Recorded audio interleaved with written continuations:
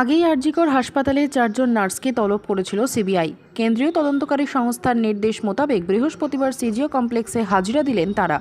ঘটনার দিন হাসপাতালের এমার্জেন্সি রুমে কর্মরত বেশ কয়েকজন নার্সকেই ডেকে পাঠানো হয়েছে সিবিআই এর তরফে। তাদের বৃহস্পতি এবং শুক্র এই দুদিন হাজিরা দেওয়ার কথা। সিজিও কমপ্লেক্স সূত্রে জানা গিয়েছে, আজ হাজিরা দেওয়া ৪ জনকে বেশ খানিকক্ষণ জিজ্ঞাসাবাদও করা হয়েছে। বস্তুত সিবিআই তদন্ত শুরু হওয়ার কিছুদিন পর থেকেই কেন্দ্রীয় গোয়েন্দা সংস্থার ভূমিকা নিয়ে অসন্তোষ প্রকাশ করতে থাকে নির্যাতিতার পরিবার। ঠিকভাবে তদন্ত হচ্ছে না বলে দাবি ছিল নিহত চিকিৎসকের বাবা মার। সেই কারণে আরও তদন্ত চেয়ে কলকাতা হাইকোর্টে মামলা করেছিলেন তারা। এদিকে সুপ্রিম কোর্টে আরজিকর মামলার শুনানি চলছিল, তাই হাইকোর্ট জানিয়েছিল শীর্ষ আদালতের নির্দেশ না আসা পর্যন্ত শুনানি হবে না।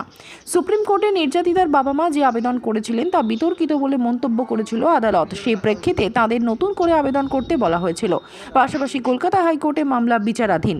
তাহলে এই মামলার শুনানি কি বন্ধ করে দেওয়া হবে? এই প্রশ্ন নির্যাতিতার পরিবার করেছিল শীর্ষ আদালতে। পরবর্তী সময় তারা জানান কলকাতা হাইকোর্টেই মামলা ফেরত চান। আমি কি জিজ্ঞাসা করলো?